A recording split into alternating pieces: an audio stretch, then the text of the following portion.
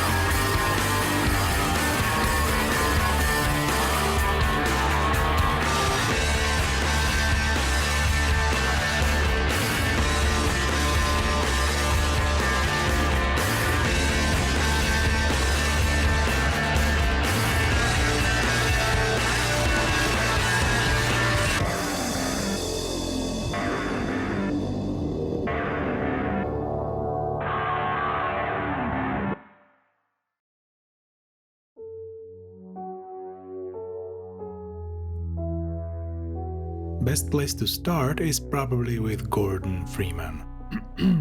Oh right, PhD. Here, you do not just step into Gordon's shoes, you step into his entire protective suit. And this time, you are no ordinary scientist. You are a living legend. I say this time because, as the title suggests, you have been Gordon before, way back, in the original Half-Life. Whether or not you played the first installment, this game quickly establishes who you are, mostly through friendly NPCs commenting on you. Gordon Freeman will be driving it. Basically, a legendary figure. Once a scientist, now a hero. You survived the Black Mesa incident and fought off an alien invasion, before disappearing. Now you're back, a renewed sign of hope that maybe, just maybe, the tides will turn against the oppressors of this struggling world. And from the very start, the pressure is intense. You feel this driving need to help those suffering under the technologically advanced heel of the enemy. It feels almost impossible, an overwhelming task, if you were alone. But alone you are not. New companions and familiar allies stand beside you, along with the oppressed, who have been waiting for the right man in the wrong place to ignite their rebellion, waiting for a hero to follow. And that is one of the game's small but important achievements, making you feel like a hero. You start small, helping a few strangers before disaster strikes, avenging those you could not save in time. And as you press forward, the stakes rise, lives depend on you, challenges intensify, and each victory lands a more devastating blow against the enemy, leading up to the destruction of their central stronghold in the city. You literally start by wading through putrid sewers and fight your way to the top of their dark fortress. It is a true hero's journey. Or rather, I should say a silent hero's journey. This is another excellent choice by the developers. They gave Gordon no voice. Instead, you become his voice. creating a deeply immersive experience. Gordon doesn't respond. He doesn't make decisions or offer commentary. You do. By not hearing Gordon's words or the sound of his voice, you form a stronger connection to the world around you, to the characters you meet, and to the unfolding events. People do not talk to Gordon Freeman. They talk to you as Gordon Freeman. And almost miraculously, the game makes those interactions feel natural. I understand if you don't wish to discuss this in front of your friends. I'll send them on their way and then we can talk openly. I say miraculously, as this could have easily turned into the world's worst blank stare simulator. Why? Because there is a story here. There is exposition dialogue, there are tense narrative moments and new things to learn from others. And famously in Half-Life, you remain in control of Gordon's movement and of what he pays attention to. There are no cutscenes, no camera angles that force your attention, no sudden blackout while the game performs for you. You are always the one moving, always the one deciding what to look at. And with a silent protagonist, things could get awkward and break the immersion. This is where Valve's masterfully crafted scripted events and dialogue become essential. They made sure the game avoids any potential awkwardness by carefully scripting how people talk to you as Gordon. There are obvious measures, like avoiding direct questions aimed at you. Barney, what do you intend? I'm thinking. And most exposition occurring between other characters while you are present. That's right, Barney. This is a red letter day. But there are also smaller details, like people commenting on your actions, big or small. Cut it out. Or someone giving a wink, smirk, or nod while talking to others. Or characters behaving as if you are still listening when you linger in a scene. Go on, get in there. The game gives you just enough guidance to stay engaged while still allowing you full control. I mean, sure, you can break your immersion if you really want to, stand on people's heads or toss a grenade into a crowd. But if you let yourself play the part of Gordon, it all works remarkably well. Here, every decision, every action, every bullet fired and every path taken feels like your own. In Half-Life, Gordon's silence is not an absence, it's an invitation. Apart from your thoughts and voice, you can fill in your own canon if you want to. Now, what do I mean by that? See, when I first played Half-Life, just a young scientist with wide eyes, I could not understand why Gordon was silent, so I started asking questions. Do I have no tongue? Why am I not responding, not commenting like in other games? The only sound my Gordon seemed to make, which is basically the sound we all make, was that startled hissing when I stepped into a fire. But as I played through the game, again and again, and not only the second one, but the first Half-Life as well, it started to dawn on me, and I began to formulate my own answers. See, to me, all the horrors that struck my colleagues in Half-Life 1, all the death and suffering, and the ruin that overtook the planet in its sequel, just all of it, felt like my fault. I did it unintentionally, of course, but I was the one who triggered the resonance cascade by pushing that cursed sample in. I was the one who opened the doors for the hostile aliens into Black Mesa. And I was the one who killed the Nihilith, and in the process alerting the Combine to Earth's existence, paving the way for them to conquer it, and in a mere 7 hours. So to me, Gordon's silence became more than just an oddity. It became the silence of trauma. After all he witnessed, all the destruction and horrors, his voice was swallowed by the weight of guilt and sorrow. And even though Gordon's trying to help now, to fight back, to rebuild, he carries that immense burden wordlessly. Okay, even though this was a little too depressing, it was just my theory. And the point is, it sparked something within me. By leaving Gordon silent, the game invited me into his story, put me into his suit, and compelled me to explore these questions for myself. And of course, you can explore these questions in your own way. Perhaps your Gordon is a badass who doesn't need to speak. Or maybe he's simply an introvert who doesn't want to speak. You bring your own interpretation, and the game can feel different for you, even if the story and structure is the same for everyone. This is something many other games in the genre do not offer. The ability to bring your own valid interpretation to a small but vital part. But do not get me wrong, I'm not saying that having a silent protagonist is the best option for every game. It is not. For example, I remember when the first Mass Effect released, how amazing it was that it featured a fully voiced player character across every line of dialogue. Bang, okay? In a large RPG like that, with massive branching dialogue trees, cinematic conversations, and a great deal of missable content, it was quite an impressive undertaking at the time. And though Mass Effect was not the first game to attempt this, Ever heard the name Alex D? it was the one that basically redefined what talking to people in an RPG could feel like, setting the bar pretty high for others to follow. I get the feeling you want to ask me something, Commander.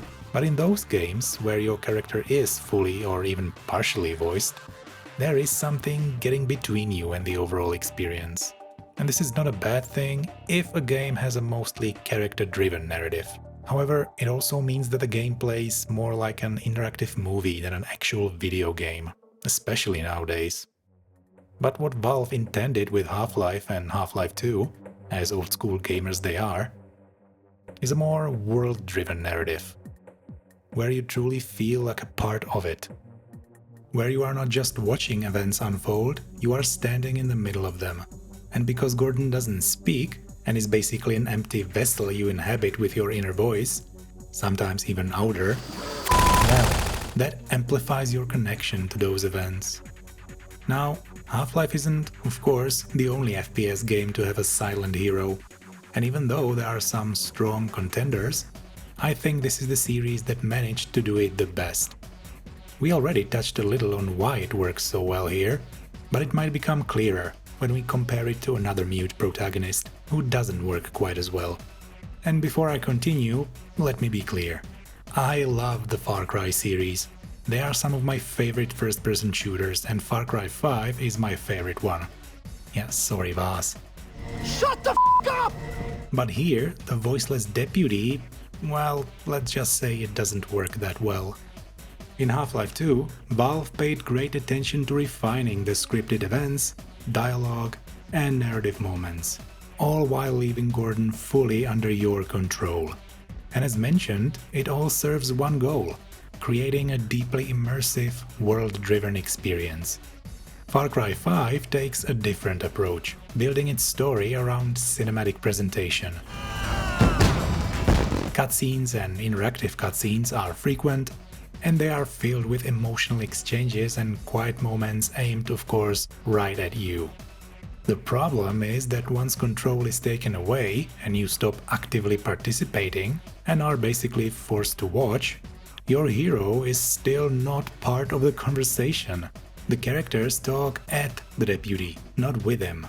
They pour out their feelings and the hero just stares blankly. Plus, the locked first-person view only makes it worse. So who talks first? You talk first? I talk first. It feels like watching a movie where everyone's talking to a prop instead of a protagonist. The game occasionally tries to make you feel involved, like when you raise a glass or gesture during a scene, but it never bridges that gap.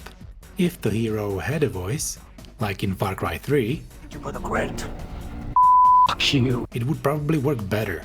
Sure, you'd lose a bit of immersion, but at least the dialogue wouldn't feel so staged and monologue-y. Is that a word?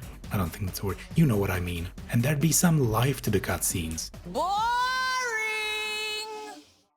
It would also better match the action movie energy the game keeps chasing. The cutscenes without the deputy's voice just feel hollow.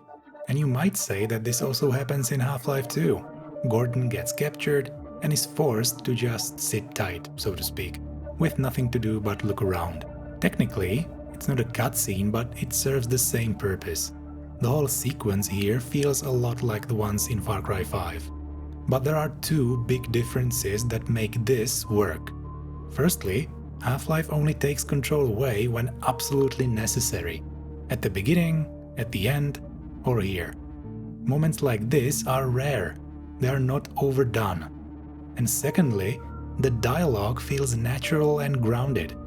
In contrast, in Far Cry 5, the dialogue often comes across as overly dramatic and unnatural.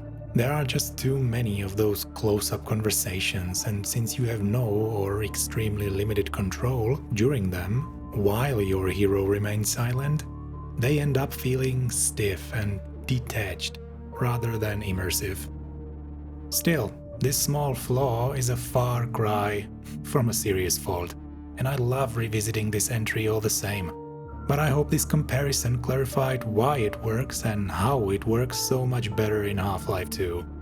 That's what makes Half-Life series, and especially the second entry, stand out from other FPS games. Gordon's silence isn't a gimmick or a shortcut. It's a design choice that trusts you to fill that quiet space with your own thoughts and reactions, without forcing them on you or turning Gordon into an empty prop. That trust is rare, and it only works when the designers know exactly what they're doing. Fortunately, Valve did, and they turned what could have been a limitation into something more. A chance for each of us to become our own Gordon, our own silent hero.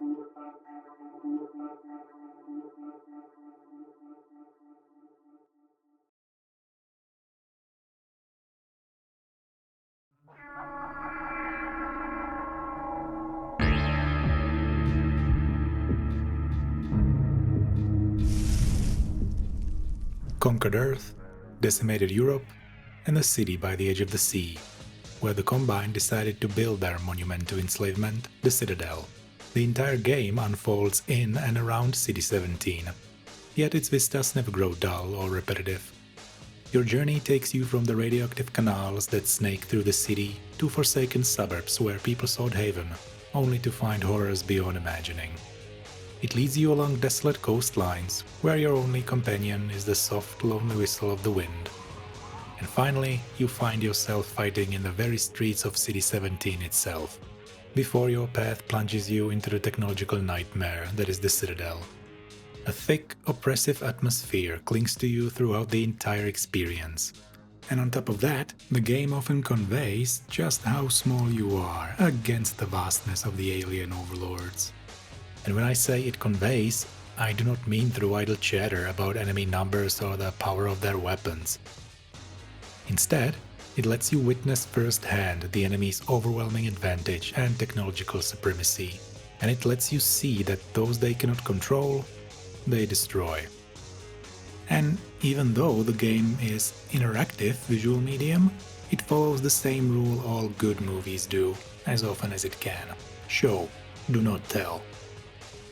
An excellent example of what I mean unfolds right at the start of your journey. It's just one quick scene, but so many things are expertly presented. You are running from enemy soldiers through a dim attic led by a fellow citizen who holds the door shut. The enemy pounding on the other side. He urges you to keep running, never to look back. So you do. And just as you near the end of the attic, gunshots ring out behind you. You know what has happened, but you press on, across the rooftops. And when you reach higher grounds, an ominous sound echoes from behind. Instinctively, you turn. And there it is, a sight that speaks volumes. You see a monstrous flying hybrid creature and the towering, menacing structure that rises impossibly high. A creation beyond human hands, for sure. This is what I mean. The game neatly shows you firsthand, and in a chase scene nonetheless, what stands against you. And this scene is not the only one, and not even the first to help you understand where you and the entire humanity stand in this world. From your first steps off the train, the game starts showing you who holds the power, who is crushed under it, and that some rebellious flickers exist. And it does all of this without an exposition dump. You are in control the whole time, taking it in at your own pace. But I chose this scene to highlight because it's the... Hold on, let me check the dictionary to make sure it's the right word. Yep, the epitome of all the show don't tell moments. It sends you off on your rebellious journey perfectly and shows you all the main pieces. The oppressed humanity and the rebellious flickers, and the scale of the enemy threat. Immediate in the form of soldiers, scanners and ships, and the force behind it all in the form of the towering Citadel, which, by the way, feels like a character in its own right. is visible from nearly every corner of the city, and it emits this omnipresent gaze, watching your every step. And the Citadel is not the only thing watching you along the way. The G-Man, another character returning from the first game, can be spotted in almost every chapter, often lurking in corners of the city. He seems to be ensuring that you are exactly where he wants you, deepening the game's mysterious element. And I love that you can miss a lot of these G-Man sightings. I remember how excited I was when I found a new one back in the day. You know, when the game was new and not every little secret or feature was on YouTube. Anyway, the G-Man isn't the only thing you can miss. Apart from those great environmental storytelling moments that are right in front of you, because, well, the game follows a fairly linear path, there are a lot of nice and often hidden details and scenes that make the world more intriguing. Let me highlight a couple for you now. Throughout your journey, you will often spot the Lambda symbol, painted defiantly on walls as a mark of the rebellion. If you choose to investigate, you will always find supplies to aid you, though often accompanied by the grim remnants of the rebels who stashed them. At one point, a fellow rebel even throws you supplies as he sees you approaching, guiding and assisting you. It's just a small game mechanic, the supplies, ammunition and health packs, but the game builds something more from it, which you can choose to explore. The game tries not to treat this detail, the supplies, like just another item to grab. It handles them like people in this situation would, leaving them where they can and helping out when they can, making the world feel lived in and more believable. It is not always this subtle, but it tries, and it is appreciated. Then there's the legendary hidden singing Vortigaunt, a member of the alien race that stands with you this time. Concealed behind an open sewer grate, past a pool of toxic sludge, he awaits, reciting events from the first game with a hint of mystery. We are conterminous. He adds nothing to the main story, but he is there, whether you seek him out or not. And why is he here? Is he refusing to fight, or is this just his favorite hiding spot? Perhaps both. It's just a fun little reward for curiosity, a moment to pause and smile, but it makes the world feel richer for it. Details like this may not drive the story forward, but they deepen the feelings and atmosphere of Half-Life 2, and there are even smaller things. One of these smaller things appear in the form of a seagull. When you first mount your trusty buggy, ready to ride, you might find yourself drawn to explore a nearby house. You park and step away for a moment, and when you return, a seagull or two take flight from your buggy, leaving behind a familiar mess as their parting gift. It's just a tiny detail noticed by only a small percentage of players, but that is precisely its charm. This small, spontaneous moment appearing solely in this chapter feels unscripted, alive, and therefore, well, real. Whenever you are, sir or man, who made sure the bird crab is in the game, thank you. Oh, and if you're wondering, yes, you can kill the seagulls if you feel the need for revenge.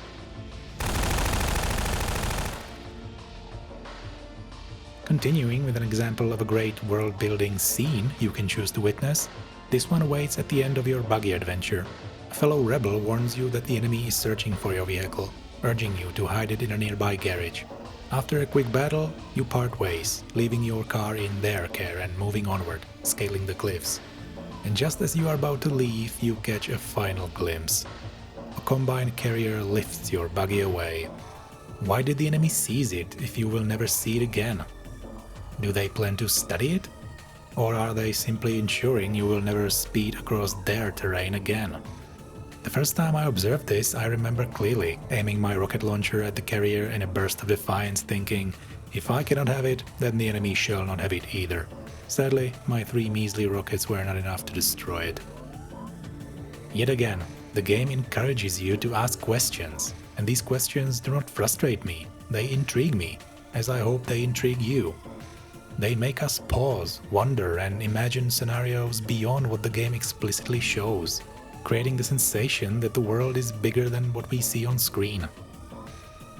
And for a linear first-person shooter game you can finish relatively quickly, that is a win in my book. See, over the last couple of decades, a lot of first-person shooters swapped environmental storytelling for cinematic presentation, trusting players with control for emotionally charged scripted scenes, and genuine exploration for heavily guided direction. And all this is not necessarily a bad thing. Some of my favorite games use all three aspects. It depends on how they are handled. But I think the swap often comes at a cost of world believability. Let me give you a specific example of what I mean. I remember when I first played BioShock Infinite. I really liked it. I remember Elizabeth, the vibrant style, the great opening, the fun gameplay, the ridiculous story beats, and the first breathtaking sight of Columbia. Hallelujah. But I also remember how the world felt after a moment. It felt, well, too staged. Like it was built for me to just pass through, finish the story, and nothing more. It looks alive, sure, but only on the path right in front of you. The world can be full of motion and sound, but ironically, it feels much more empty than the desolate outskirts of City 17. As I mentioned, what makes a video game world feel believable is when it suggests a life beyond the player's momentary presence. There are a lot of tools for this, like random encounters, complex NPC routines, the world reacting to your actions, details that exist even if a player never finds them, and more. And when you first step into Columbia, into the tutorial level, everything seems fine and lively. Those are vigors! But the illusion collapses as soon as the shooting starts, when the crowds vanish and the streets go silent.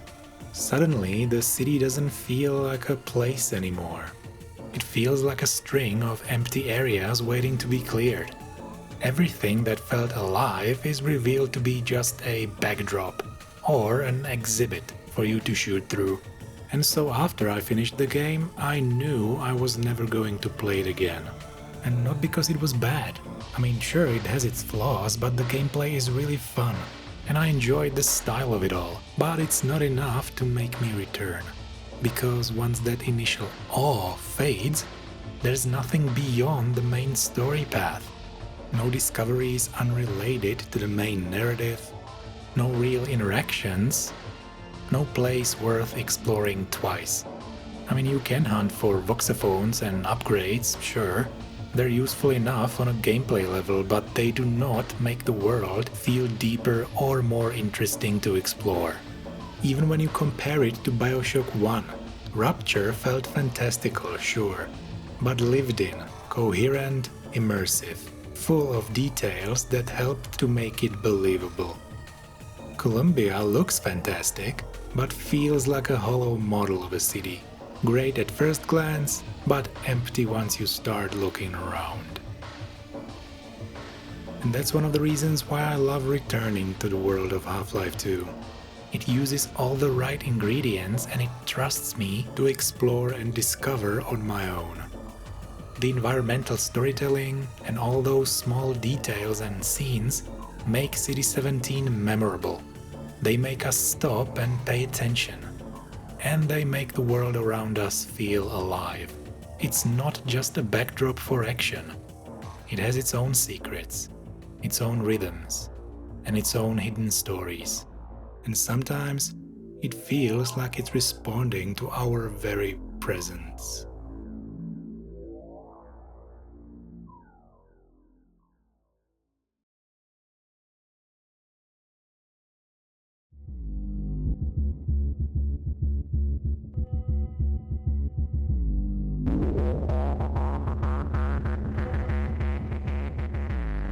When it comes to the visuals of Half-Life 2, or any other game for that matter, I neither care to discuss nor wish to dwell on how modern a game appears, how graphically advanced it is, or what amazing cutting-edge technologies brought it to life. What truly matters to me is the atmosphere a game creates, the way it feels as you play it. The colors, the sounds, the interplay of light and shadow all contribute to an artful style, working as one. If one of the elements feels wrong, it could ruin the entire experience.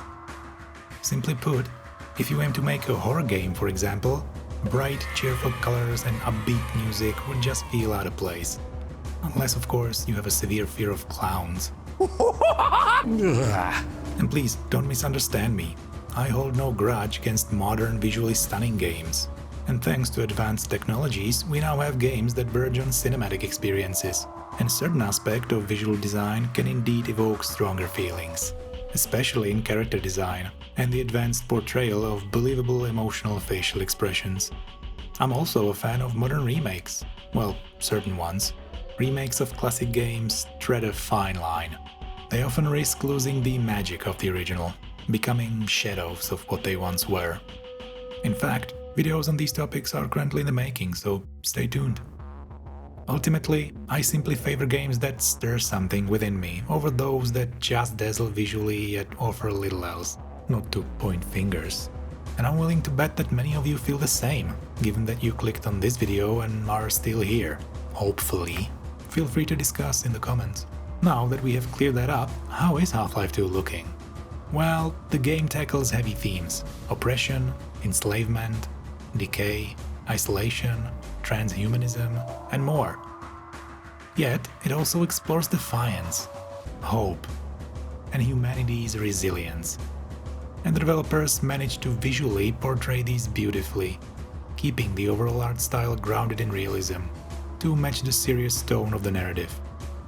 Let's begin with the design of the alien-occupied City 17.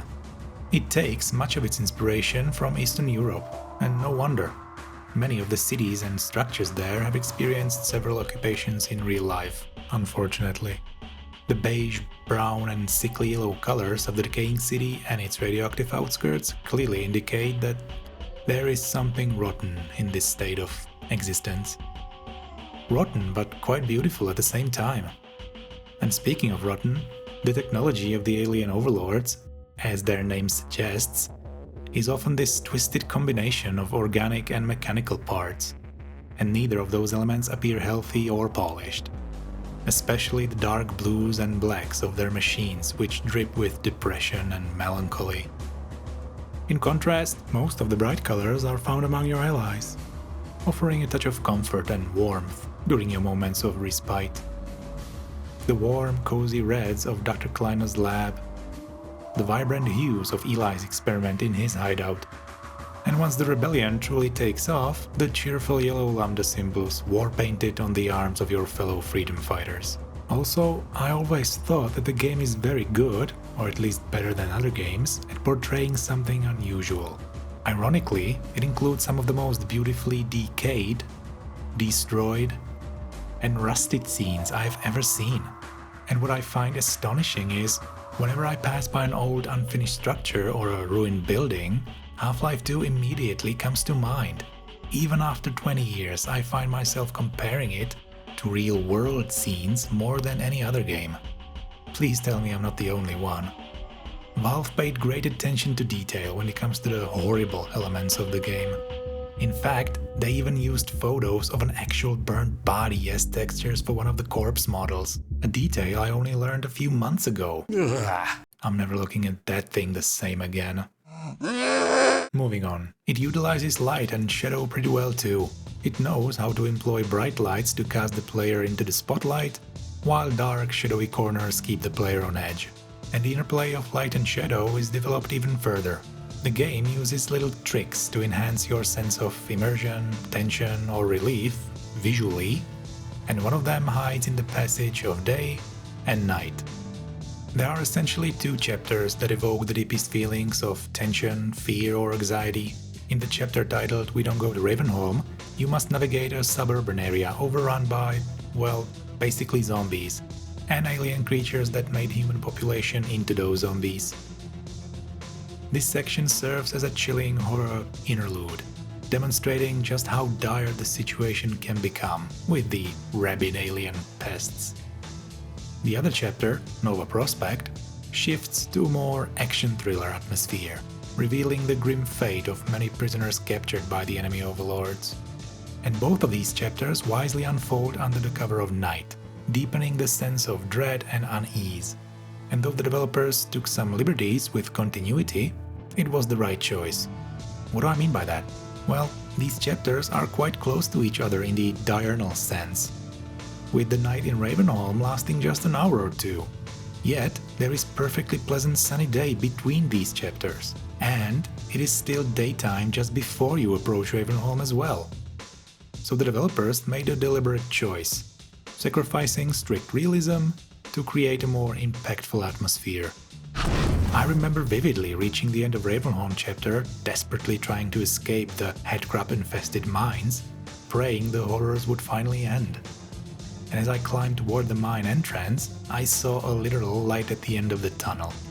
And I felt relief, just by stepping into daylight at last. The game skillfully conveyed, with the quicker-than-usual end of nighttime, that the horror was done. You could pause, catch your breath, and feel a bit more at ease, knowing that the worst was behind you. Likewise, in Nova Prospect chapter, the atmosphere is crafted to feel desolate. It's a former prison repurposed into an interrogation camp. It would simply not have the same impact if, as you trudged through its halls, beams of sunlight poured through the cracked windows. Here, the nighttime setting, shadowed corridors, and dimly lit prison cells achieve their visual magic well. Moreover, the dark ambient soundtrack and echoing screams make this one of the most memorable sections of the game. And speaking of which, let's move on to my favorite aspect, the sound design. Look, I truly believe that you can find a flaw in anything, especially when it comes to a piece of art, which is deeply subjective. A movie, a book, a video game, nothing is truly perfect. Except the sound in this game. I swear to you, I've played this game at least 30 times and I cannot find a single sound that I don't either like, love, or feel belongs exactly where it is. All of it. And especially the voice acting, which breathes life and depth into each character. With great appreciation to Mike Shapiro, who, beyond voicing Barney, also brings life to the iconic G-Man. His work is truly remarkable. Every time G-Man speaks, it feels as though an alien is attempting to speak human for the very first time. But I have agreed to abide by certain restrictions. And then of course there is the music, brilliantly composed by Kelly Bailey. It perfectly complements the game's themes with dark synths, powerful and gentle beats, and carefully placed ambient tones. All combine to evoke an otherworldly feeling. If you want to learn more about the music of Half-Life, I recommend this great video here. But there are also heavy, unsettling sounds of the alien machinery, and even the simplest sounds like footsteps, a button press, or dropping of an item.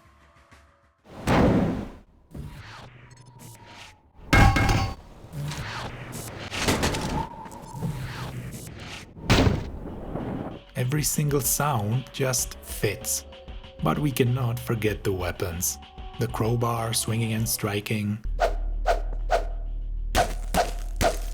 the pistol, the shotgun, the crossbow, the gravity gun.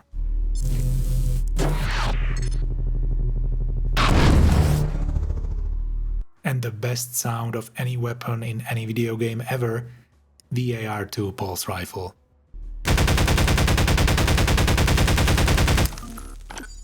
Pardon my unusual phrasing, but this thing slaps.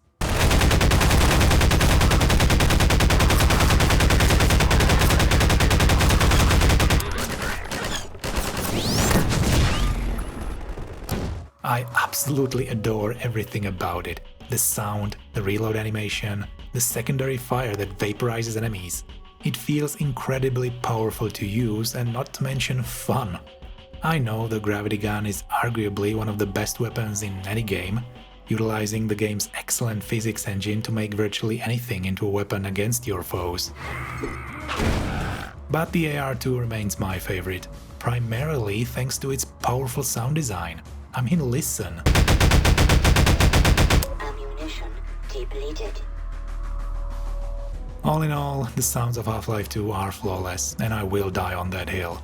The developers understood exactly when to play music to energize you, or to frighten you, or allow complete silence or soft ambience to give you a moment to breathe in the atmosphere, or take in the events that just transpired. The weapons sound powerful, intensifying the thrill of using them. The voice acting is top-notch, and every sound, whether interacting with the known world or alien, unfamiliar elements, feel authentic and satisfying. And with the visual style that looks good even today, almost everywhere, the game simply immerses you and you never want to let go of that beautiful, yet somehow sorrowful feeling, created by what you see and what you hear.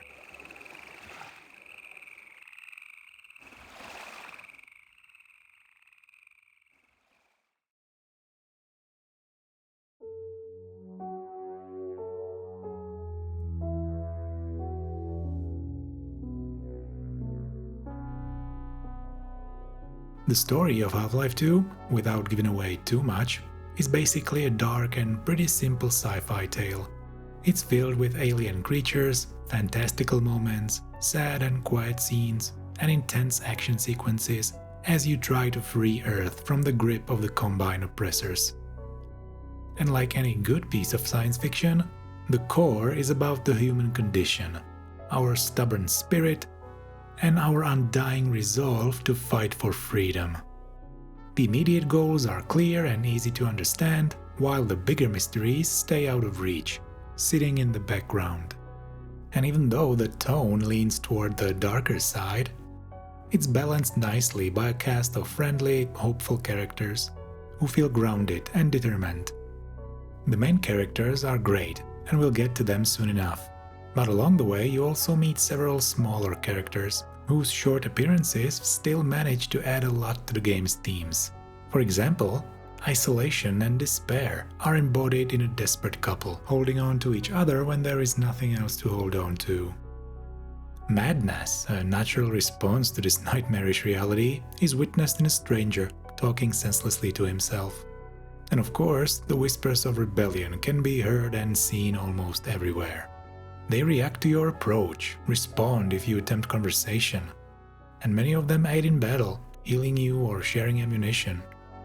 These side characters, many with their unique dialogue and small gestures, left a lasting impression on me, becoming some of the most memorable NPCs I've met across many games. They simply feel remarkably alive, and the enemies are just as compelling, with their eerie radio chatter and chilling voices. Even out of combat, they shove and strike, asserting their dominance.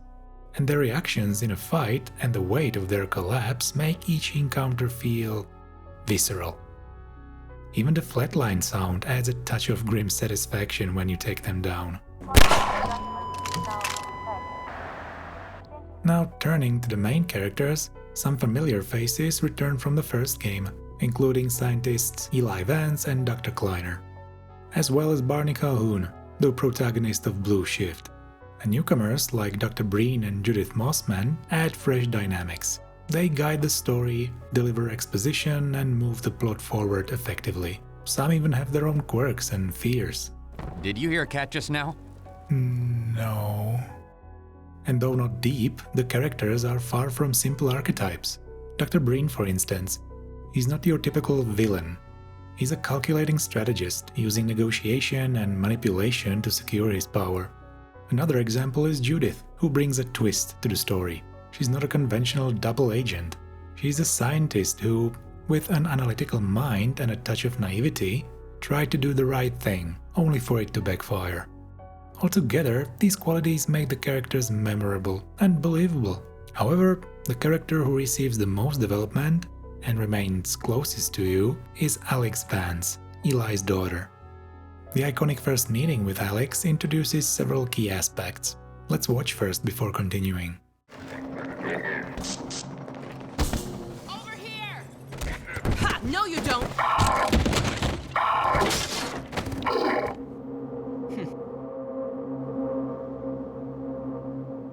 Dr. Freeman, I presume. Attention You better hurry. The Combine can be slow to wake, but once they're up, you don't want to get in their way. Dr. Kleiner said you'd be coming this way. I don't think it occurred to him that you might not have a map. I'm sure you don't remember me, though. Man, a few words, aren't you? After only a few moments with her, we already understand a great deal about who she is. Alex is a fighter, fully capable of looking after herself as well after others. She is cautious and clever, unwilling to waste time talking, giving enemies a chance to recover. And with a touch of humor, she's also attentive and observant of you, even nodding with a smile that you are, as she puts it, a man of few words. And here, I must admit, the advanced facial animations, which still look great today, deepen the realism. It's difficult not to like Alex from the beginning. She's loving, helpful and capable, serving as the game's anchor to humanity and morality, as well as Gordon's potential of interest. Plus, she has her own dog. Good boy. Yet, she's not all positives. Alex also reveals her flaws, specifically in her imperfect relationship with Judith, marked by a touch of jealousy. And like many of us, she can snap in anger, be overcome with anxiety and exhaustion, and occasionally display an awkward side. Right? Zombine, get it? Okay. And these qualities make her feel all the more real. And before I move on, I must commend all the voice actors, who have done an exceptional job here. Really well done. Now, through narrative and visual tools, the game reveals the enemy's horrific actions, the extent of their oppression, and the bleak future that awaits if no one resists. And as you witness this, the game also gradually presents opportunities to push back, seek payback, and start making a difference. And speaking of gradual, the game excels at introducing new equipment steadily throughout. Are you tired of the reliable yet unremarkable pistol and SMG? Here comes the most powerful handgun you could imagine. Do you find yourself in wide open spaces with enemies lurking far away? Here is a scoped weapon that lets you pin foes to the wall from a distance. Or perhaps you are weary of shooting altogether. Here is some bug bait, so you can unleash the alien pests to take down your enemies for you. And of course there is the gravity gun. With it, nearly anything you can pick up becomes a weapon. Catch a grenade thrown at you and fling it back? No problem. Slice a zombie clean in half with a saw blade propelled at high speed? Yes please. Feel like launching a toilet at your enemy? Go right ahead. Using the gravity gun feels like nothing you have ever experienced before. It is truly next level fun. And while we are on the subject of the gravity gun, imagine this. As you progress, you gradually gather all the powerful, explosive and futuristic tools, everything you could ever need to face any challenge the game throws your way. After a few hours with no new weapons to wield, you approach the finale, and suddenly you are trapped.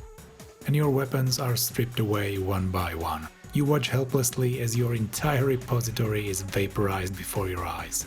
But there is one exception. The gravity gun remains unaffected. Almost. I remember feeling two conflicting things here. My hopeful, naive side believed that I would gradually reclaim some of my weapons before the final battle. Meanwhile, my cynical side thought that this was it, that I would simply wield the gravity gun until the end, with no more enemies to defeat, perhaps reflecting grenades or something like that. But then I picked it up. And man, was I wrong.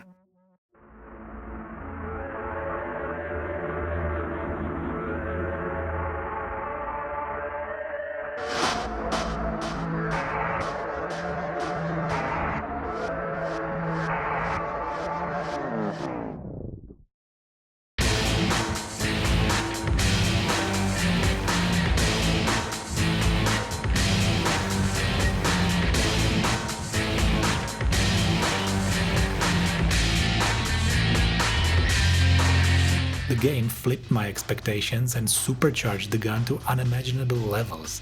I mean, look at it. It's so powerful it cannot even sit still. In that moment, you no longer felt like just a hero. You felt like a superhero, yet in a grounded, strangely believable way. You didn't drink a magic potion or grab a power-up. The game simply infused one of your weapons with alien technology, and within this universe it felt entirely plausible. The gravity gun was fun instantly, but this little peak, which came out of nowhere, wasn't just fun. It was a moment of pure joyous carnage and overwhelming dominance. And it's of course thanks to the physics engine, which was genuinely revolutionary back in 2004. I mean, hell, it's still better than some engines in modern games. The physics engine is a big reason why the immersion works so well. The way it's integrated into every part of the game, from puzzles, combat, level design, to the sense of unprecedented realism in the world, is why so many people consider Half-Life 2 timeless. And coming from the skilled developers who made the original Half-Life, pacing of the game is also well crafted, with some subjective exceptions. After all, the game follows a fairly linear structure, allowing the devs complete control over when and where to place moments of silence, or when to immerse you in a thrilling action sequence, and when to place a meaningful story moment. What I wish to highlight here, though, is the game's thoughtful dispensing of puzzles and certain gameplay mechanics.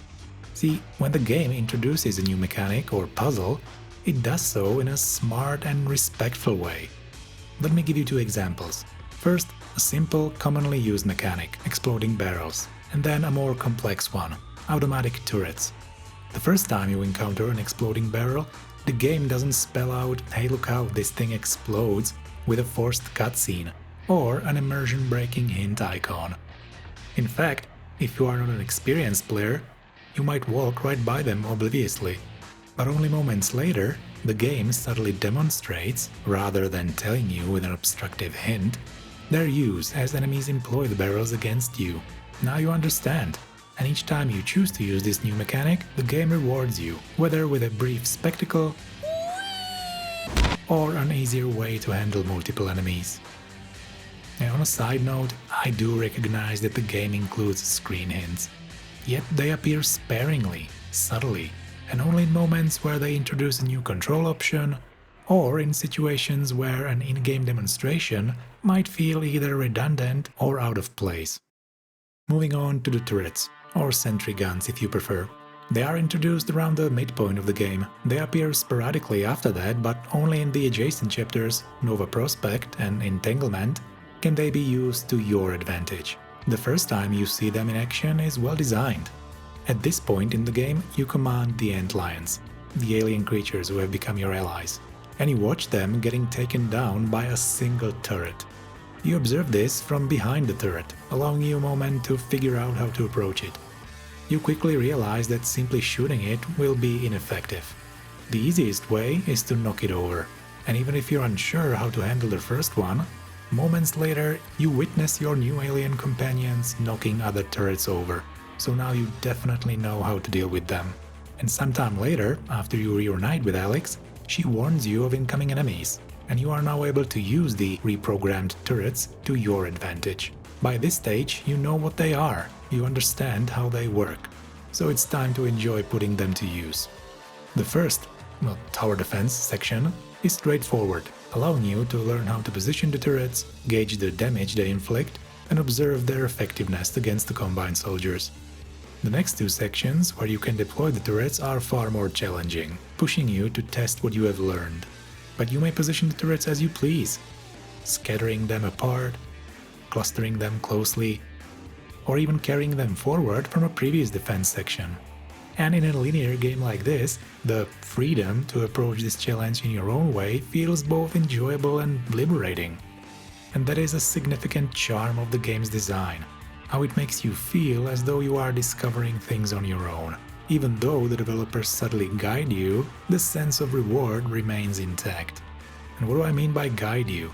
For example, take the gravity gun's ability to slice zombies in half with a saw blade. When you enter Ravenholm, the first blade you see is embedded in a wall with a half a zombie still attached to its upper edge. Instinctively, you know what you want to try next. And while this subtle cue helps new players understand what is possible, it aligns seamlessly with the game's narrative, respects experienced players, and feels intuitive throughout.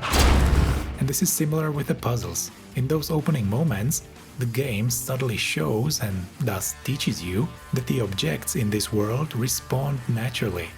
They have weight, they float, they interact. So when you face your first real puzzle, you begin to think as you would in the real world. I need to pivot here, lift this end by placing heavier objects on the other. Done, it works. And I emphasize this again, all of this unfolds without hints or external guidance. The game respects your intelligence, allowing you to engage and overcome obstacles independently. A sweet surge of dopamine from achieving something on your own. Every moment flows seamlessly, every character acts naturally, and the pacing is well maintained, coming together in these almost perfect rhythms.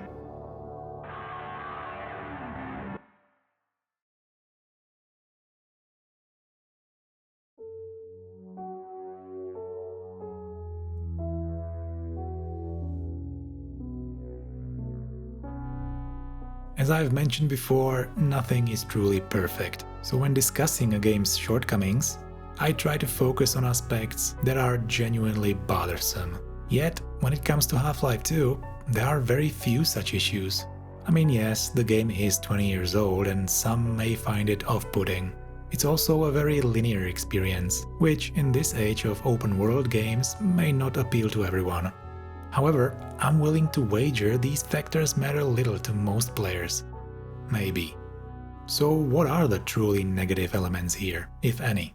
Well, one of the more vexing aspects that arises each time I play is the behavior of the friendly NPCs, particularly your fellow rebels. All too often they simply get in the way. The game offers a partial solution.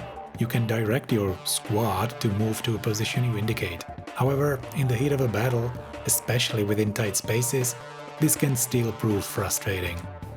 And though the pacing is generally well maintained, the driving section with the buggy lingers just a bit too long.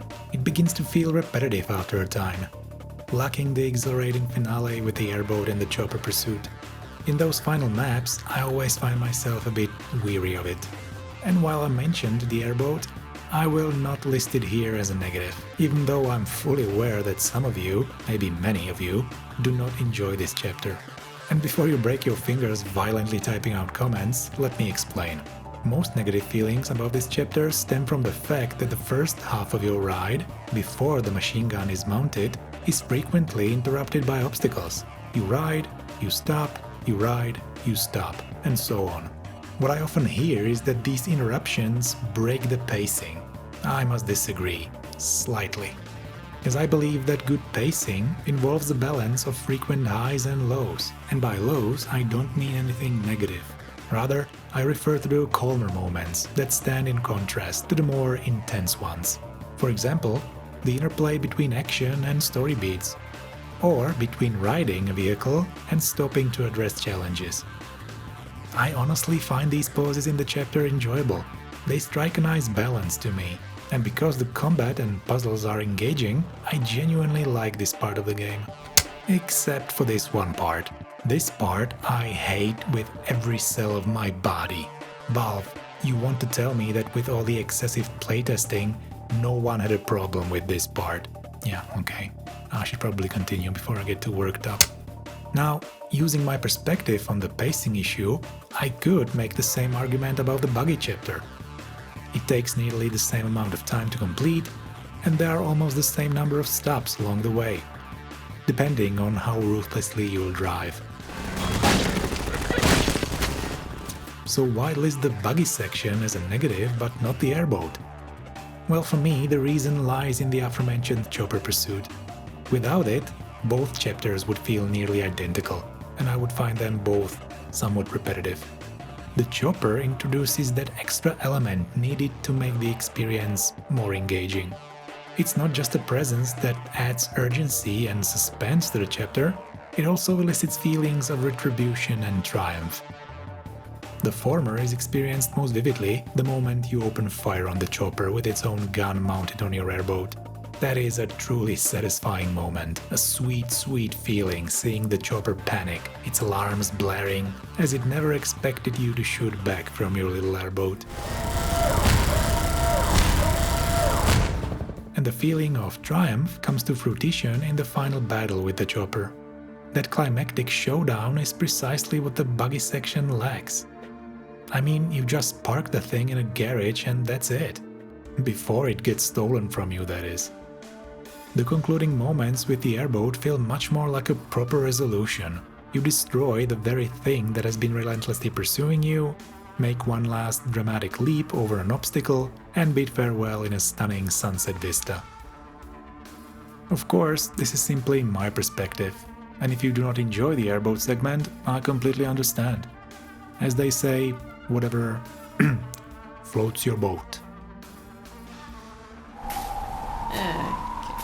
Moving on, one of the small negatives from a narrative perspective that I find quite overindulged is the fact that almost everyone you meet seems not only to know you, well, Gordon Freeman. Dr. Freeman, you're Freeman, aren't you? but also to place you on an overly shiny pedestal. With you here, Dr. Freeman, we can finally make some headway. As I mentioned, the game does an excellent job of making you feel like a hero, which is one of the most enjoyable aspects of being a video game protagonist. However, I feel it is taken a little too far here. The game's setting and overall plot are mature, dark, and somewhat realistic, but the fact that almost everyone treats you as some kind of mystical savior after you return, 20 years later, feels too idealized. It is understandable that survivors of Black Mesa would tell others about your success in stopping the Zen invasion, and that your name would be remembered. However, in a more realistic scenario, there would be likely people who would not care, and even some who would blame you for all the misery that has followed. In a dark sci-fi narrative, a grounded approach to character interactions is important to match the tone, and most characters here achieve that, just not when it comes to you. I believe this issue could have been easily addressed with the addition of one or two side characters. Imagine, for instance, a rebel character who was Alex's former love interest. After you appear and Alex begins to grow closer to you, this character could serve as a contrast to everyone else who immediately treats Gordon as their hero. This would add greater authenticity to the character dynamics and create opportunities for tension or deeper integration with the game's notorious twist. Or anything else. There's a lot of ways you can spin a character like that. That said, this is only a minor gripe, and the episodes do somewhat address this issue, particularly through Dr. Magnuson's character, who is notably not overly fond of you. Freeman, you're not doing anything. Make yourself useful and find out what the hell is going on in there. Another minor gripe I have is the fact that the game is not that challenging, even on hard mode. There are a few segments where it will kick your behind mercilessly, but compared to the original, it's relatively easy to complete. Now, do not get me wrong. I am not one of those people who feel every game needs to be vein-poppingly hard. My opinion is that if you simply want to have fun with a game and play it on the easiest difficulty, you absolutely should. We all experience games differently, and it is ultimately about that. Having fun, that is. Developers understand this well, which is why difficulty options exist in the first place. However, my issue is that the difference between this and this is not very significant, favoring the easier option. The game tends to be far more forgiving when it comes to combat, especially compared to the original Half-Life. The enemies themselves are not the problem, they are challenging enough. The real issue lies in the excessive amount of healing the game provides. There are far too many health and energy stations, and health packs are everywhere. Hard difficulty should be hard, not just slightly inconvenient.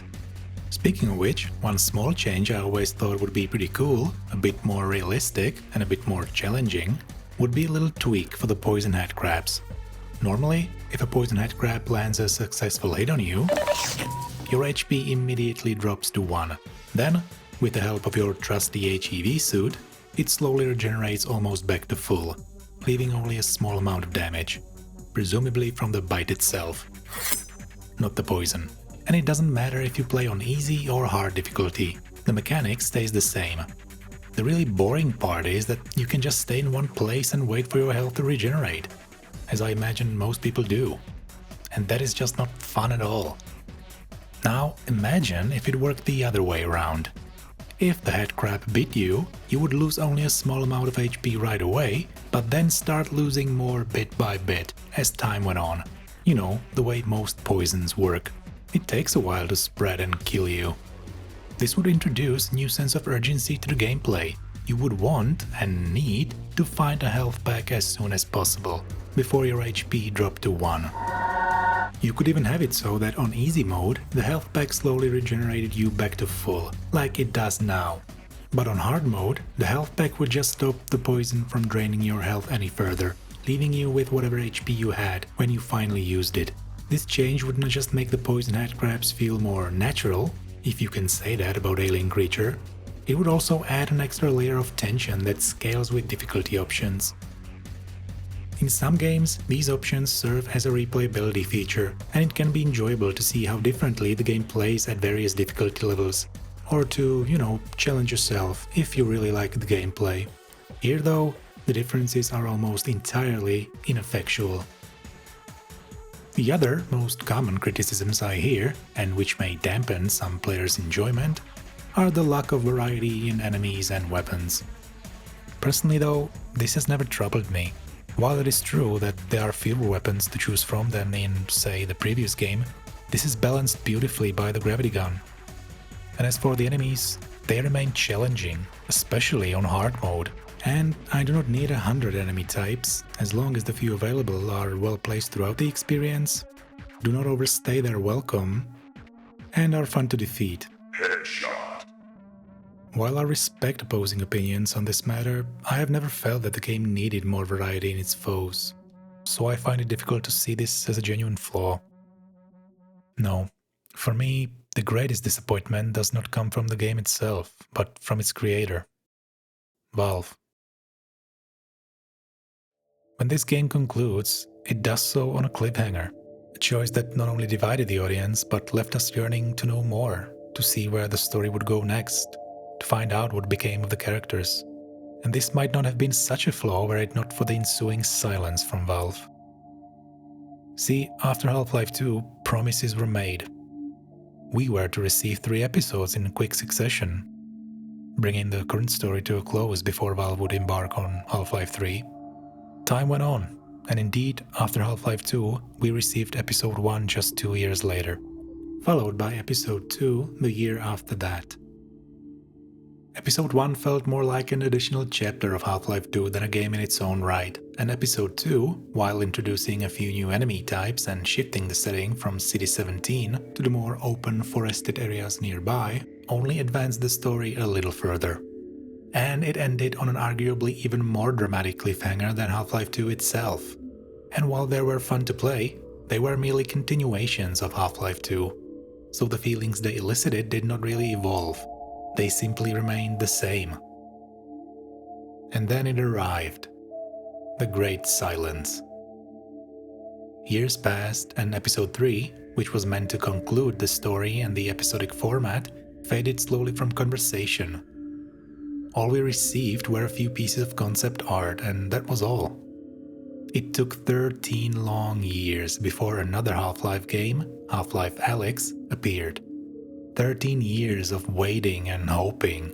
Even now, I cannot help but feel sad. It was a long time. Too long. Many fans were not as lucky as we were. Many did not live to see today. Not only for a resolution to the story, but for the chance to experience another game that felt like no other. And while Half-Life Alyx is a fun game, it requires a VR setup to play, and it takes the form of a prequel, ending where Episode 2 did, altering the story but leaving it unresolved. And maybe Half-Life 3 will come out before I finish this video, or maybe Valve will announce it with a trailer or something. It really doesn't matter to me anymore, because my point will still stand. You do not create a captivating, story-driven video game that captures the hearts of millions of fans all over the world, and then just leave them, well, abandoned for more than a decade. That is just devastatingly disappointing. And yes, you could look at this with a more cynical view and argue that Valve does not owe us anything, and that Half-Life is just a product. And I would say that you are right. But I would also argue that there is another side to the coin. We invested not only our money, but also our time and our emotions into that product. Because it is not just a product, it's a piece of creative art. And it's because of Half-Life and because of our love and lust for it that Valve grew to the profitable and successful size it is now. Sure, Steam is the biggest thing they created, but there would be no Steam without Half-Life. Also, Valve did not fail to finish the story due to any financial problems, critical failure, or technical issues. They did not finish it because of perfectionism and the senseless need to bring innovation where it was neither needed nor wanted at the time. See, where other developers spew out games year after year, most of them mediocre, Valve is on the opposite end of the spectrum, taking their time, waiting for the right spark of motivation, I suppose. A couple of years ago, I would absolutely have said that I would rather wait for a good game than get a mediocre one. But now, I would rather have closure than a good game. And what I fear the most is that in a few more years, I will simply stop caring at all. And so to me, the greatest flaw of Half-Life 2 lies in the unfulfilled promise of its continuation.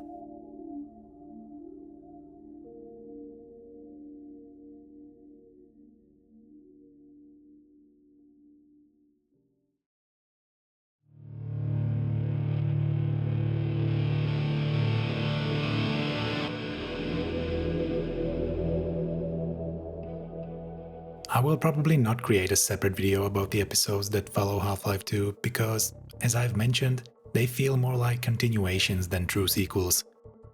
And much of the sentiments remain unchanged. They retain the same audiovisual style, which is really enjoyable to lose yourself in, but introduce very few new feelings to discuss. Episode 1, picking up directly where Half-Life 2 ended, focuses on two main aspects: developing Alyx as a character, both her individual growth and the relationship between her and the player, and getting both of you out of the remnants of City 17. Unfortunately, these are also the most notable positives I can mention. The game is quite short, and while a few levels are genuinely enjoyable, it can be completed in just 3 to 4 hours, leaving little time to introduce any new sensations. I enjoy revisiting episode 1 primarily for the delightful banter with Alyx. She was already a vivid and engaging presence in Half-Life 2, but Valve truly surpassed themselves here. She feels more responsive than ever, displaying a broader range of emotions and reacting with remarkable lifelike detail to even the smallest moments. Thanks. This shines, most in the chapter Lowlife, where you desperately fight your way through shadowy underground tunnels and eerie parking lots, relying almost entirely on your flashlight to pierce the darkness. We've really got to talk to Dr. Kleiner about getting a new battery for that flashlight. Alyx reacts in wonderfully human ways, shielding her eyes if you shine the flashlight in her face, asking you to point it at enemies so she can aim, Shine your light on that barnacle. and even showing fear if you leave the light off for too long. Don't leave me here! It is no surprise she is featured on the cover of this title. Valve took a character I already liked and made her even more engaging. Beyond this, there is not much more to say. While Alyx is a joy, there's just nothing new here. The finale feels underwhelming and the entire experience is over far too quickly. On the other hand, episode 2 felt much more like a complete package, presenting the most new elements. It introduces a handful of fresh enemy types and a few delightful new mechanics.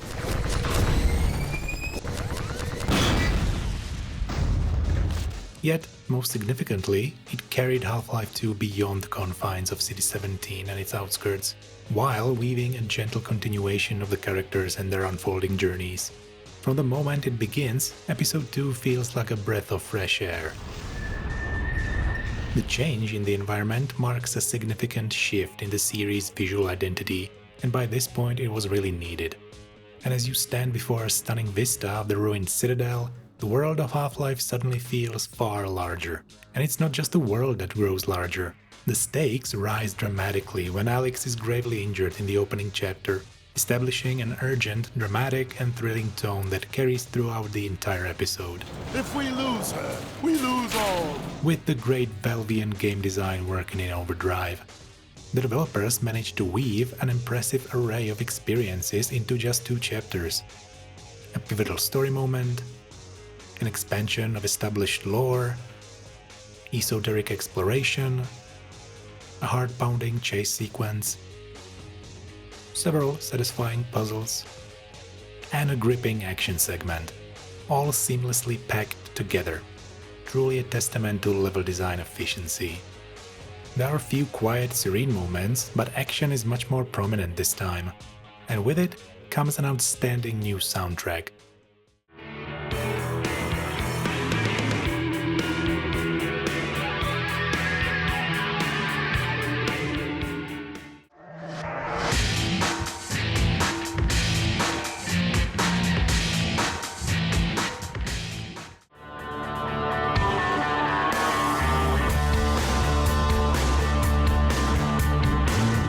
My favorite in the entire series. The combat sequences would feel half as impactful without these remarkable new tracks, where powerful guitar riffs boldly drive the pace, intensifying the experience remarkably. Compared to episode 1, this installment also moves the story forward, if only by a small measure. It resolves certain threads while introducing new questions. And as I mentioned before, it concludes once again on a cliffhanger. This time slightly more satisfying, but still leaving us yearning for more. Despite all the new elements, it still feels more like a continuation of Half-Life 2 than a true sequel. Or more precisely, it feels like the point where Half-Life 2 should have ended, at least from the story perspective. The ending here feels much more complete. So to me, when discussing or reflecting on Half-Life 2, I consider both episodes as part of it, not separate games. And I believe that if Valve ever decides to release an updated version of Half-Life 2, perhaps using the new Source 2 engine or some sort of anniversary edition, the episodes will undoubtedly be included. Oh, would you look at that. So why was Half-Life 2 the first game to make me feel more? Well, it is because of all the points I have raised thus far. It's lighthearted and serious in all the right places, and it's set in an intriguing sci-fi dystopian world. It knows how to walk that fine line between believable realism and fun, fantastical set pieces, with relatable and engaging characters. Or at least one of them. The shortcomings of the game are few, and they are easily forgiven in the face of its many strengths. The pacing flows almost perfectly, drawing you in with each passing moment, leaving you eager to move forward, to see what comes next. No element feels out of place or overused. Everything in the game, from what you see to what you hear, tugs at the right emotional strings, creating an experience that resonates on an intense level. It is a game that strikes a delicate balance, simple and accessible, yet rich with layers of depth, proving that video games can be so much more than mere uninspiring entertainment. It all comes together into a work of art, a game that feels timeless and leaves an enduring impact. And for me, most importantly, just like the first game, it draws you deeply into its world by placing you in the shoes of a silent protagonist. With no cutscenes, no visual interruptions, you are there in the moment, and you decide who you want to pay attention to, where you want to stand in a scene, and how you want to approach almost anything. You react to everything in real time, and so you feel the urgency of the unfolding events. All this enhances the sense of realism and continuity. And if you ask me, it's the crown achievement of this franchise and of Half-Life 2 especially. The way it presents everything in it, right before your eyes, seamlessly. So that is the biggest reason why it was the first game to make me feel something more. It grips you from the very beginning, submerging you completely in its world and every moment it offers. From the first steps you take through the besieged city, to the first oppressed citizen you save in the decayed canals. From the horrors you endure in Ravenholm, to the exhilarating freedom of riding along open coastlines. From the intense battles in the city streets, to the eventual destruction of the Citadel and its inhabitants. Every effort building toward one goal: humanity's freedom. You do not merely play it, you feel as though you are truly there, immersed in arguably one of the greatest games ever made, engaging in this adventure of yours, in this silent heroism of Half-Life 2.